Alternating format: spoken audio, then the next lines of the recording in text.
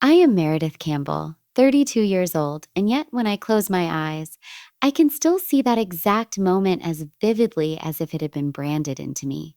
I can still feel the sting of the water, cold and humiliating, as I stood there in my drenched emerald dress at my sister's wedding.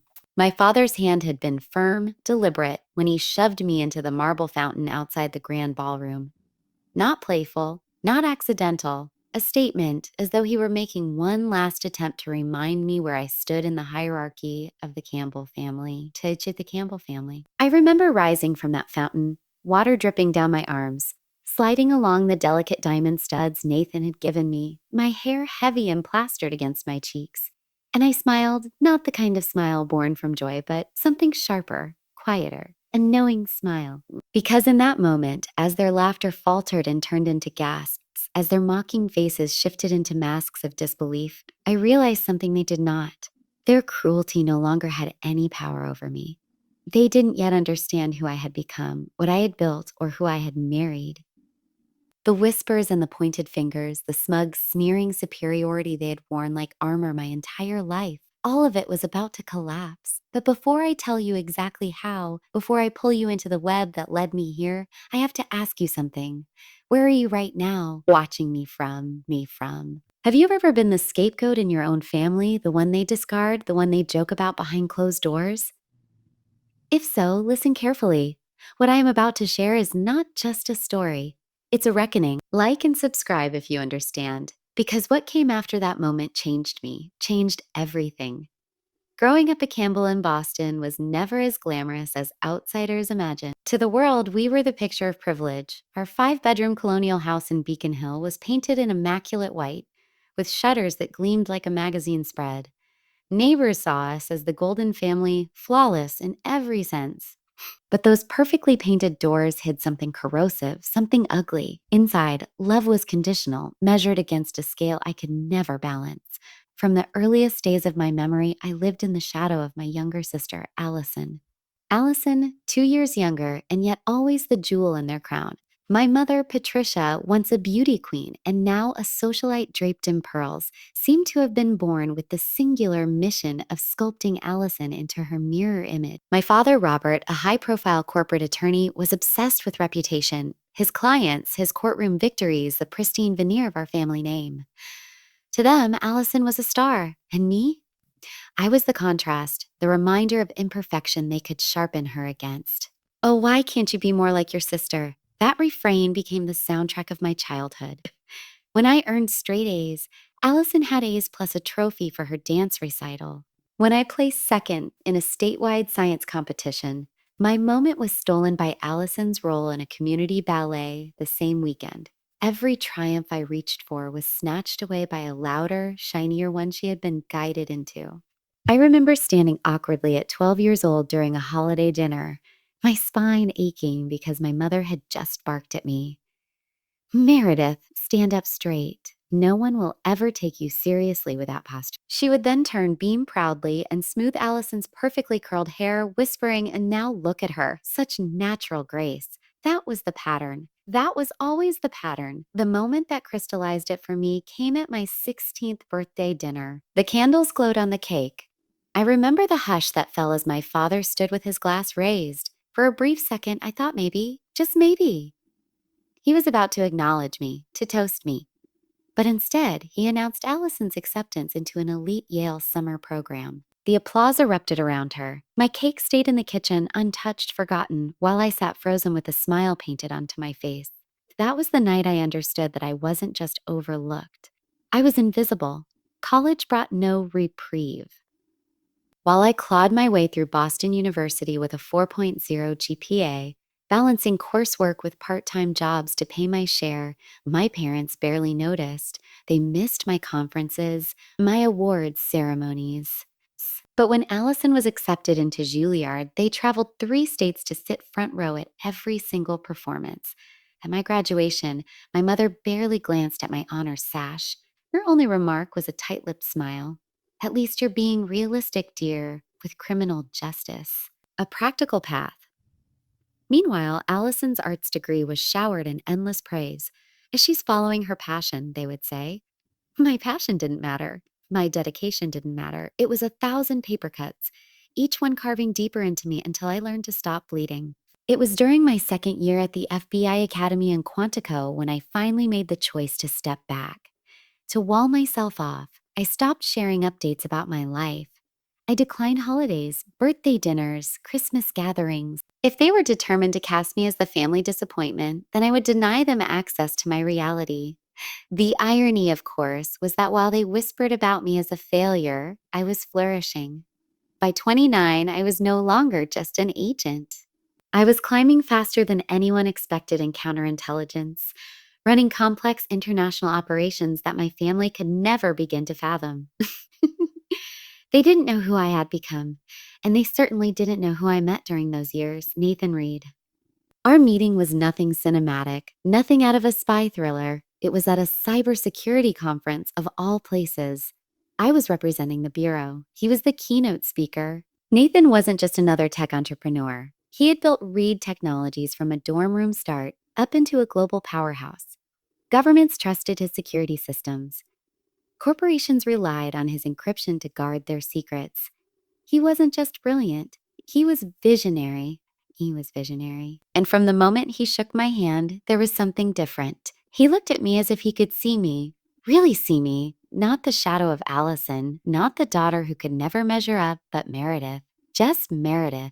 Our courtship was discreet, intense, a rhythm built between his billion-dollar empire and my classified operations. On our third date, walking along the Potomac under midnight lights, he stopped, touched my hand, and said, "You're extraordinary, Meredith. I hope you know that. I hope you know that." Simple words, yes, but they were worth more than 30 years of conditional affection from my parents. I married him 18 months later in a quiet ceremony with only two witnesses, my colleague Marcus and Nathan's sister, Eliza. No Campbells, no judgments, just us.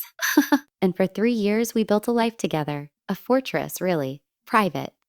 Untouchable. He traveled for business. I rose to become the youngest deputy director of counterintelligence operations the Bureau had ever seen. To the world, I was disciplined, polished, the agent no one dared underestimate. To my family, I was still invisible until the wedding invitation arrived.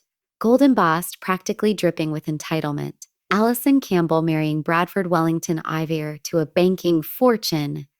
The event promised to be an opera of extravagance. Precisely the kind of performance my parents adored. I hesitated. Nathan, ever perceptive, noticed. He offered to reschedule his Tokyo trip to attend with me, but I shook my head. "It's too important for Reed Tech," I told him. "For Reed Tech," I told him. "You can manage one afternoon." He promised he'd try to return in time for the reception. And so that Saturday, I found myself driving alone through Boston, every mile tightening a knot in my stomach. Her voice trembled at first with the practiced emotion of someone who knew she was on stage, but soon settled into a syrupy cadence that dripped with false nostalgia. She spoke of shared childhood memories with Allison, painting a portrait of two inseparable sisters who had grown up side by side, by side. And then, with deliberate precision, she delivered the line that felt like a dagger through my ribs. "Allison has always been like the sister I never had." The words landed with a cruel elegance, erasing me completely from the narrative of my own family. A ripple of approving laughter and misty-eyed nods swept through the crowd. To them, Tiffany's sentimental erasure wasn't shocking. It was simply the truth they had chosen to believe all along. I sat rigid, my hands clasped tightly in my lap, willing my face into calm neutrality while my chest burned with quiet fire. I felt the weight of every stolen memory pressing down on me. The nights I'd stayed up late helping Allison with her school projects, the afternoons I'd carried her books when she twisted her ankle, the countless times I had covered for her mistakes to protect her from our parents' wrath. None of that existed here. In this room, I was invisible, and Allison had become not just the golden child, but the only child worth remembering. When the best man followed, his speech was less flowery, but no less cutting. He clapped Bradford on the back and joked about how fortunate he was to be adjoining the Campbell dynasty and how he had clearly traded up by marrying Allison. The crowd roared with laughter, raising glasses, toasting to her perfection, their voices swelling together into an echo chamber of worship. The words stung more than they should have, but I refused to let my composure slip. Instead, I sipped deliberately from my glass of water, the coolness steadying my pulse. No wine tonight, no alcohol to blur my edges. I needed to remain sharp, clear eyed. My instincts told me, stay awake, stay vigilant. My phone vibrated against the table, a pulse of relief. Nathan. And his text read, landing soon, traffic heavy, eat a 45 minutes. My lungs loosened slightly as I traced the words with my eyes. He was coming. He would see. He would finally witness, even for a sliver of time, the reality of what my family had done to me for decades. The dance floor opened, the band's violins swelling into a cheerful waltz. I tried to move toward a cluster of cousins, hoping to blend in, but the shift was subtle and deliberate. The circle closed just enough that I was left hovering on the outside, as though I'd misstepped into a private gathering where I did not belong. Their laughter carried on without pause, not cruel in tone, but cruel in intent. I felt the sting of exclusion so familiar it almost comforted me. Almost. Retreating to the shadows of a gilded corner, I glanced again at my watch.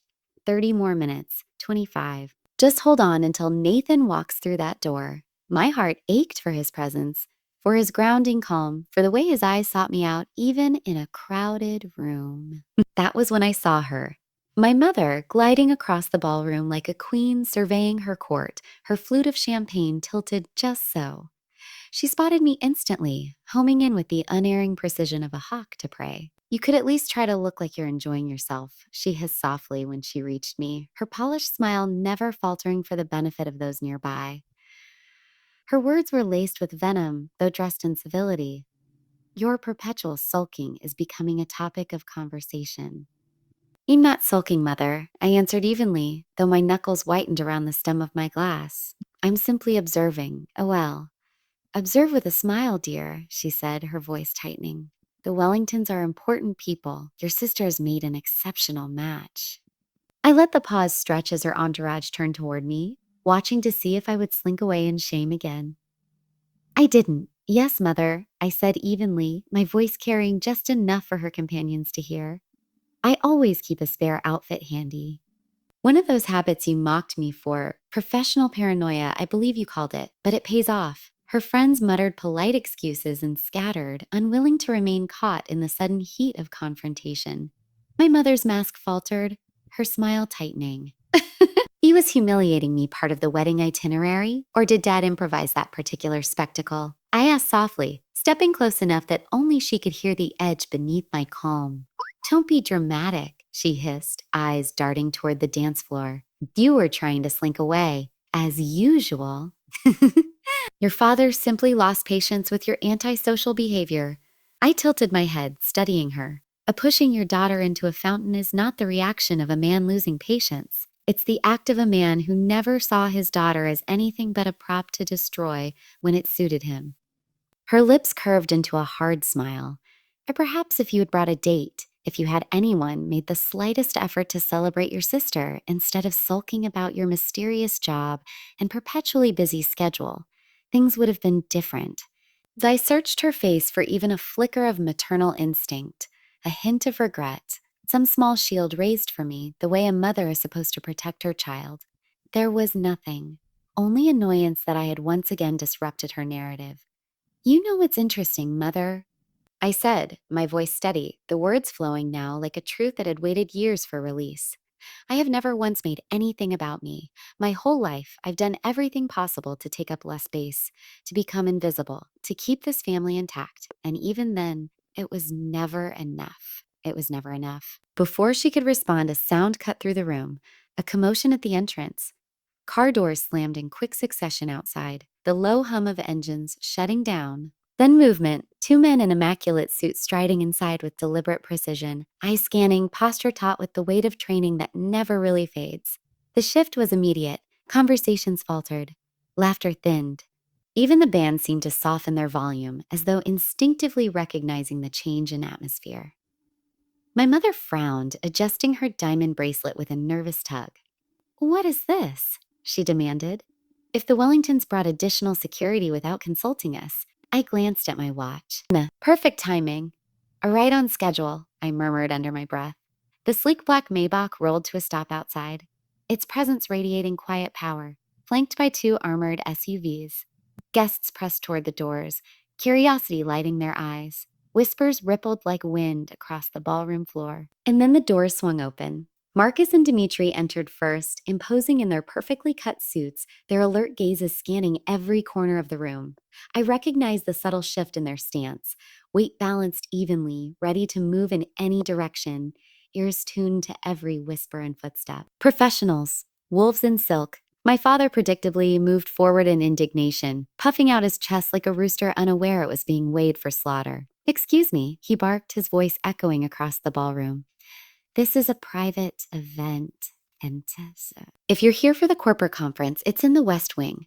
Marcus looked through him as though he were glass. Dimitri lifted a hand to his earpiece. A perimeter secure. Proceeding, his Russian accent curled faintly around the words. And then, at last, Nathan appeared. The moment he stepped across the threshold, the room shifted. 6'2", his frame carved by years of swimming and discipline. He wore a tailored Tom Ford suit that seemed less clothing and more armor woven from silk and power. His presence filled the doorway and then the space beyond until even the chandelier seemed to burn a little brighter in acknowledgement.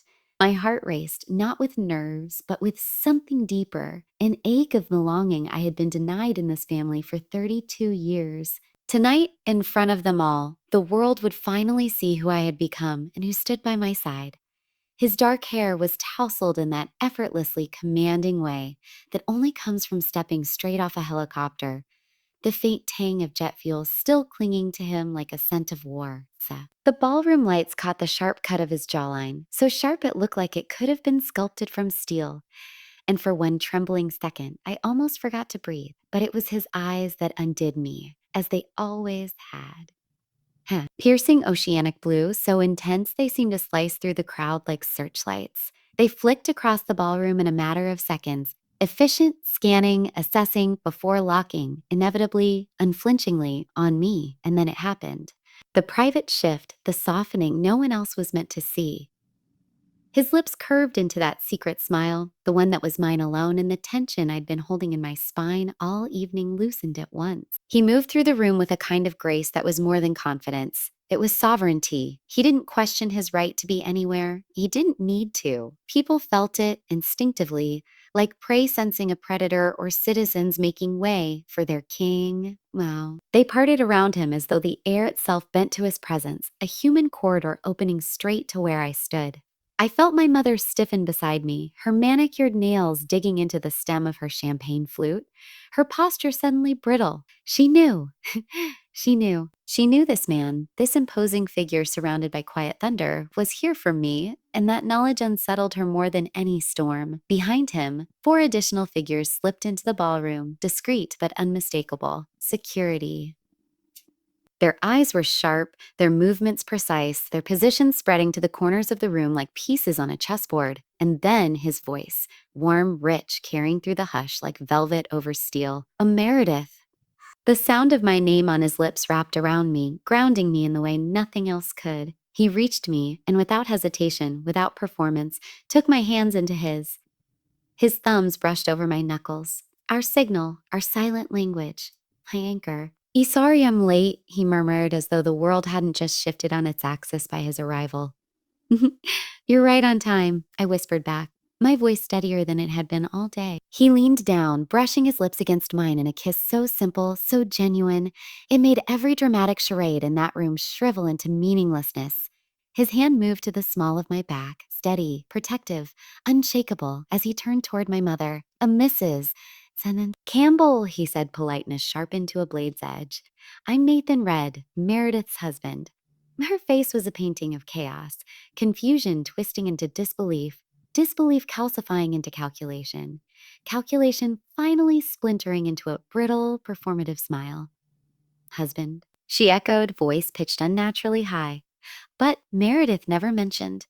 3 years next month, Nathan supplied smoothly, saving her the trouble of inventing excuses. "We keep our private life private, for security reasons." Her lips parted, but whatever excuse she was reaching for died as my father shoved through the crowd, red-faced and bristling. His arrival was less regal, more bulldozer. His cheeks burned with the mix of embarrassment and fury only he could muster. "What's the meaning of this?" He barked, his voice cracking the tension like a whip. His gaze darted between Nathan and me with open disdain. Some kind of prank? On your sister's wedding day, Meredith? This is a new low. If he had hoped to shame me, his attempt fell flat. Flat. Nathan's expression shifted barely a fraction, but I knew him well enough to catch it, the flicker, the infinitesimal hardening that was more dangerous than any raised voice. A predator scenting blood. Mr. Campbell, he said, voice deceptively mild, but I could hear the current of steel beneath it. I'm Nathan Reed, CEO of Reed Technologies. Your daughter and I have been married for nearly 3 years. The name landed like a grenade. For a heartbeat, silence.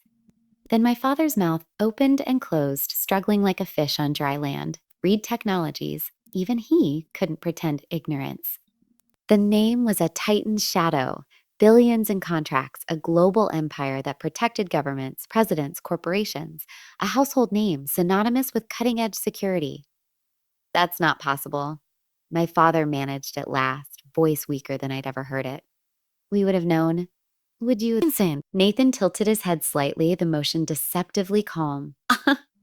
When have you ever shown interest in Meredith's life? His tone wasn't angry, it was curious, almost clinical. From what I've seen today and what she has shared with me over the years, your interest extends only to criticizing her choices, not understanding them. The crowd murmured, their whispers swirling like smoke. My sister appeared then, her bridal gown ghostly in the dim light, her face twisted with confusion and offense. Allison, my parents' golden child. Bradford trailed behind her, his gaze flicking uneasily between Nathan, the security detail, and the spectators who now buzzed with the thrill of spectacle. What's going on? Allison demanded, voice shrill. Who are these people? Apparently, my mother said faintly, your sister has a husband. Allison scoffed, her disbelief rolling off her in waves. That's ridiculous. She's making this up for attention. On my wedding day, Nathan's arm tightened around my waist. Not possession, support, anchor. A Mrs. Wellington, he said with a nod, his voice smooth, the epitome of manners. Voice smooth, the epitome of manners. Congratulations on your marriage. I apologize for missing the ceremony. International business obligations kept me in Tokyo until a few hours ago. The contrast was devastating.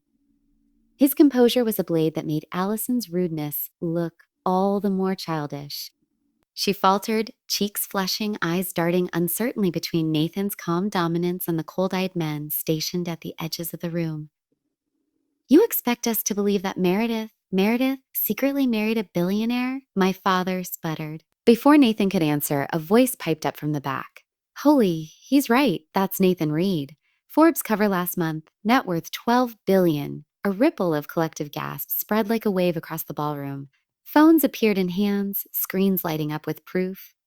My mother staggered slightly, catching the back of a chair for balance. I don't understand. Why wouldn't you tell us? And for the first time all night, her voice held something real, something almost human, a sliver of vulnerability. When have you ever wanted to hear about my success? I asked quietly. When have you ever celebrated me for who I am? She had no answer. Nathan's hand remained steady at my back as he addressed them all, his voice carrying effortlessly. I've long looked forward to meeting the family Meredith described. Though I admit, after what I've witnessed tonight, I find myself disappointed. My father bristled, his face modeling red, but Nathan didn't let him speak. His voice shifted, silk turned steel. No, Mr. Campbell, you listen. I watched as you humiliated your daughter in front of your guests. I saw you shove her into that fountain. I heard the words you spat at her. The color drained from my father's face. Under normal circumstances, Nathan continued evenly, an assault like that would have had immediate consequences. My security team was prepared to intervene, but Meredith, he glanced at me, pride flickering in his eyes. So, Ishi signaled them to stand down. That's the kind of person your daughter is. Even in the face of your cruelty, she still protected your reputation. She chose not to create a scene at her sister's wedding. The silence was absolute. Fortunately for you, Nathan finished softly, though the words hit harder than any shout. And my wife is a better person than I am, because if anyone ever treats her that way again, my response will not be nearly so measured. The warning hung in the air like thunder before a storm.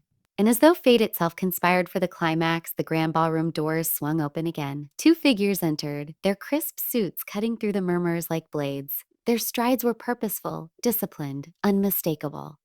Marcus, Sophia, my most trusted operatives. They approached, stopping at a respectful distance, and then Sophia spoke, her voice formal, carrying easily in the tense silence.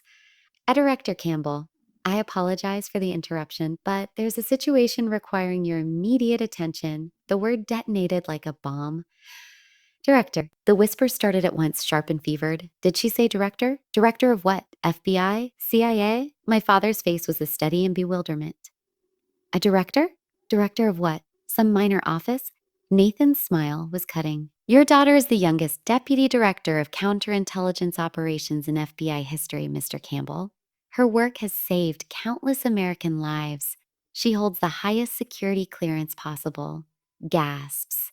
Whispers. All around me, the faces blurred together, shock writ large on everyone. My mother clutched the chair tighter, pale as a ghost. Allison's glow had curdled into dread. Possible, she stammered. Meredith is she's just what? I asked quietly, my voice slicing through the air. Just your disappointing older sister? Just the scapegoat? Just the failure you needed me to be. Silence. Nathan's voice rose then, low but firm, carrying to every corner.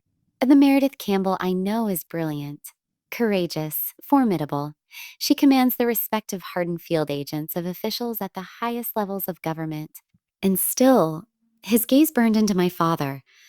For some inexplicable reason, she cared enough about your approval to attend this wedding, knowing how you'd treat her. My father sagged, shoulders collapsing inward, his arrogance dissolving into something smaller. Older, his voice trembled. Oh, why didn't you tell us? Would you have believed me? I asked.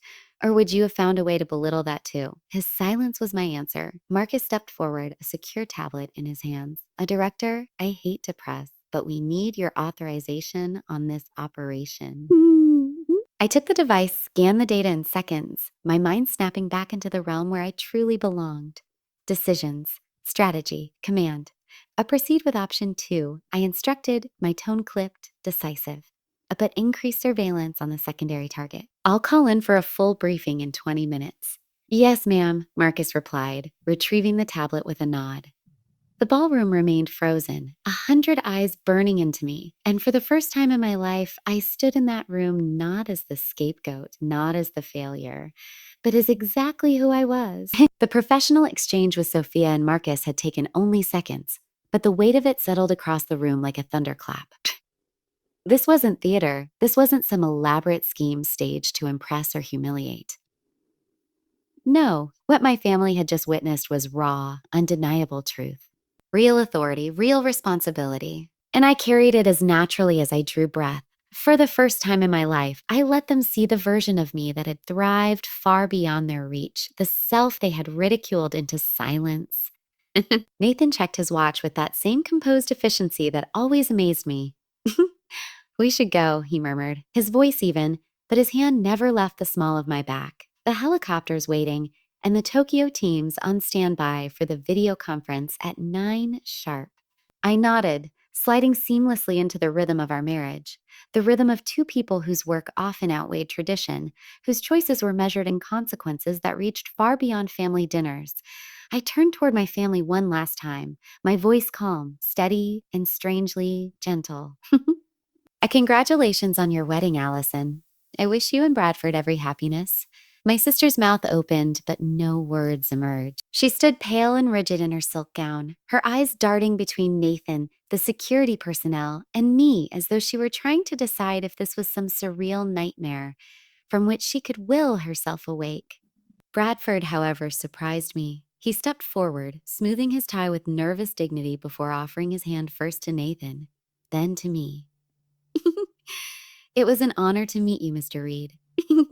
Director Campbell. I hope we'll have the opportunity to know each other better in the future. His sincerity caught me off guard. For the first time that day, I felt warmth toward someone who bore the Campbell name, even if only by marriage. I'd like that, Bradford, I said softly, squeezing his hand. My parents, however, remained statues in the wreckage of their illusions. My mother's face was chalk white, her lips trembling, her eyes glassy and unfocused. My father's jaw clenched and unclenched as if he were trying to hold on to some shred of authority, but it was gone. Everything he had built his identity on, his power over me, his ability to reduce me with a word, had crumbled to dust. Mr. and Mrs. Campbell, Nathan said politely, his voice smooth, cutting, and perfectly courteous in a way that made it sting all the more. A thank you for the invitation. I apologize again for missing this ceremony. It was my father who broke first. His voice cracked, smaller than I had ever heard it. Meredith, wait. We need to talk about this. He swallowed hard as though forcing down decades of venom that had become second nature. We've always wanted what's best for you. We've always been proud of you. The audacity of the rewrite, the desperate attempt to bend history in real time, might have worked once, but not today. I looked at him with pity, not anger. Dad, you haven't, and that's okay. My voice didn't waver. We don't need you to be proud of me anymore. And with that, Nathan and I turned toward the ballroom doors, my security team falling into formation. Behind us, whispers rose into exclamations, the sound swelling like a tide. The Campbell family narrative had shattered, and the shards would never fit together again. By the time we reached the rooftop helipad, the black helicopter was already humming, its blades slicing the night air with lazy authority. Security flanked us as we approached, but I barely noticed. I felt lighter than I had in years, decades of invisible weight falling away, left behind with the wreckage of my family's lies. Are you okay? Nathan asked as we neared the aircraft, leaning close so I could hear him over the rising roar. Surprisingly, yes. I allowed myself a small smile. A better than okay. But before we could board, Sophia appeared, her face serious, her posture alert. Director, she said, lowering her voice. There's been a development. The ambassador is requesting your presence at the embassy immediately. Surveillance flagged anomalous signals. I exchanged a sharp look with Nathan. Real or performance art? I asked under my breath. Unfortunately real, Sophia replied grimly. Marcus is already coordinating with the field team. It's time sensitive. Duh. I nodded, already shifting into professional mode, the transformation seamless. Reroute the helicopter to the embassy. Alert the duty analyst team. I want a full brief upon arrival. Already done, Sophia confirmed. Nathan touched my arm, his expression steady, supportive. A go. I'll meet you there. This was our rhythm, plans bending to the will of crises, two lives colliding with the unexpected and yet somehow never breaking. Where lesser marriages would have cracked, ours had been forged stronger in fire. But as we turned toward the stairwell to take a secure exit route, a figure blocked our path. My mother. Her chest rose and fell quickly, her perfect coiffure frayed from climbing the stairs, her flawless mask faltering in the rawness of the moment. Meredith, she said, her voice softer than I had ever heard it, uncertain in a way that unsettled me. You can't just leave. We need to talk. I exchanged a glance with Sophia, who nodded and stepped back to give us space. I sighed. You have a work emergency, Mother? National security doesn't wait for family reconciliations. A national security, she echoed, tasting the words, letting them roll over her tongue as though she still couldn't fully believe them. You really are what they said. A director. At the FBI. A deputy director of counterintelligence operations, I confirmed. For the past 18 months. I finished for her, my tone sharp but not cruel. Would you? Or would you have found a way to diminish it, to compare it to Allison's career? To suggest I was promoted through favoritism or connections instead of merit, her flinch gave me my answer. And the marriage? And the marriage? She pressed, her voice trembling now. But 3 years, you said? You've been married 3 years. And never thought to mention you had married one of the wealthiest men in the country? Her emphasis landed like a slap.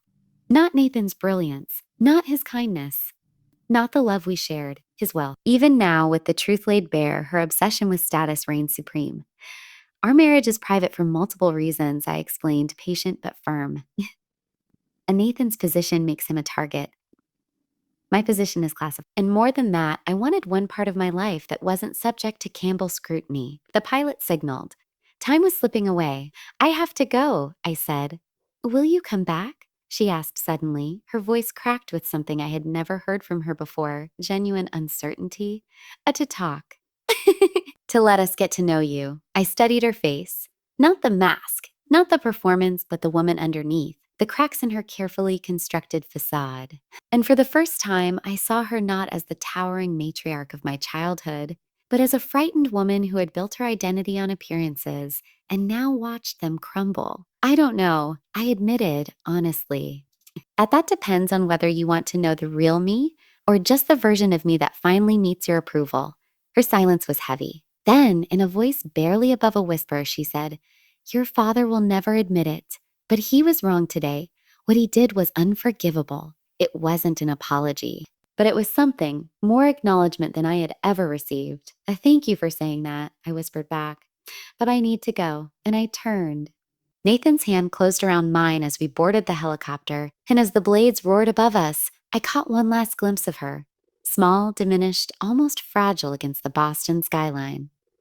For the first time, I felt something startling, something almost foreign, compassion. The embassy crisis was real, but manageable. By 11, Nathan and I were finally home in our penthouse high above the Charles River. The city glittered beneath us, lights shimmering like jewels across the dark water. "Some wedding," Nathan murmured, loosening his tie, his smile wry. "Not quite the introduction I had planned," I admitted, sinking into his arms. "I thought it went rather well," he countered lightly. The look on your father's face when Marcus called you director, worth the price of admission." I laughed, the sound surprising even me. That was satisfying.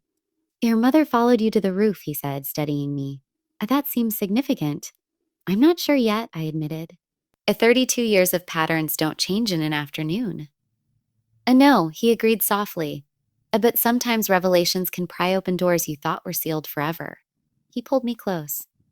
Not the approval I had begged from my family, but something deeper, solid, real. My phone buzzed. I half expected it to be a classified update. Instead, it was Emma. "OMG, the family is in complete meltdown. Dad keeps saying there must be a mistake. Mom is weirdly quiet. Allison's locked in the bridal suite. Also Googled your husband. Holy crap. Also, I'm sorry they treated you like garbage all these years. Drink sometime?" Signed, your new favorite cousin. I showed Nathan. He raised a brow. "A new favorite cousin?"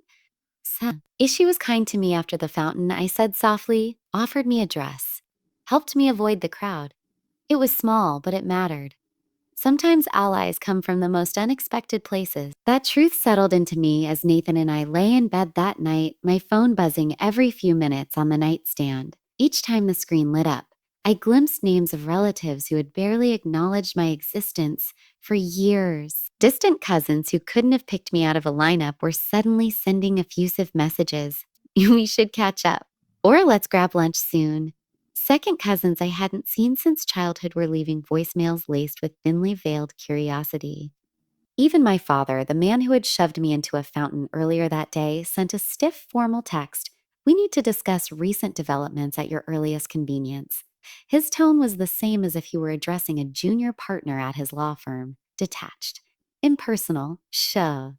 Not paternal in the slightest.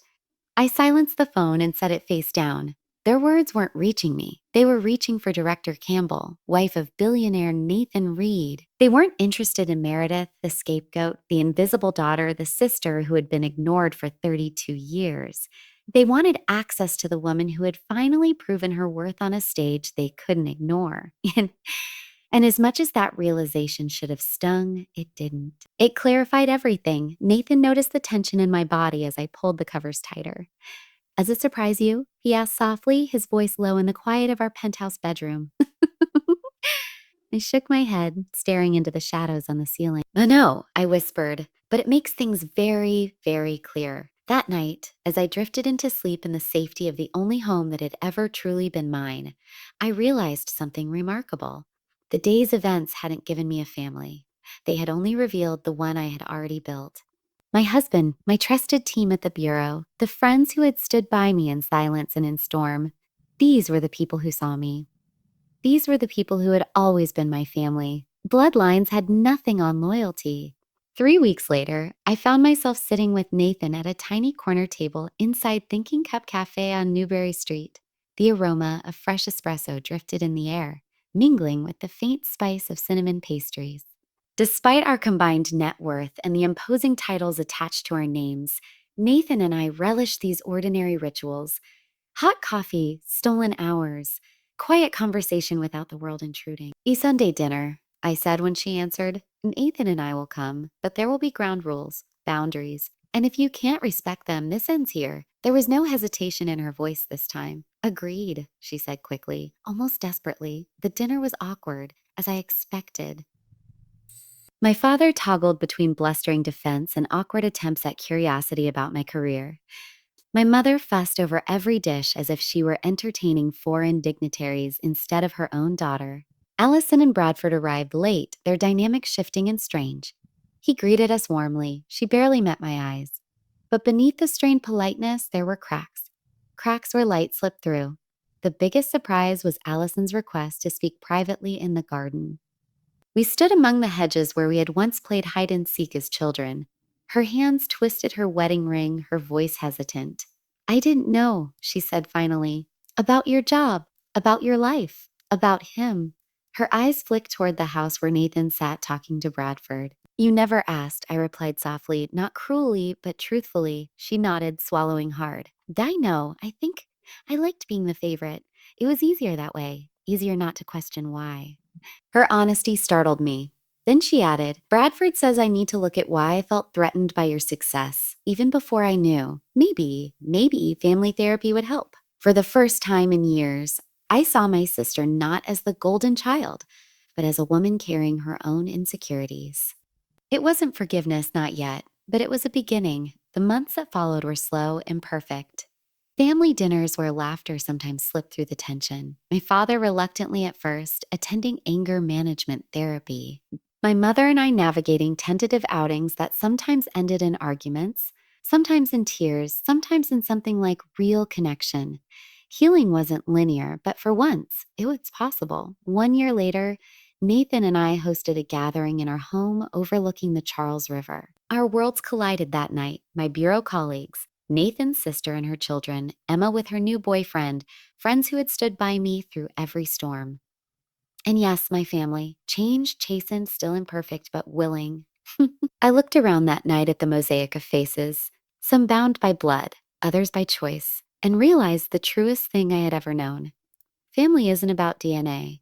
It's about who shows up, who sees you, who loves you not for who they want you to be, but for who you really are. Nathan slipped his arms around me from behind as I carried dessert into the kitchen. Happy? He whispered. I looked out at the laughter spilling across the room, at my mother showing Emma childhood photos, at my father animatedly discussing fishing with Marcus, at Allison smiling, really smiling, at something Bradford had said. It wasn't perfect. It never would be, but it was real. Yes, I whispered back. Yeah. And in that moment, I finally knew revenge had given me justice, but boundaries had given me peace.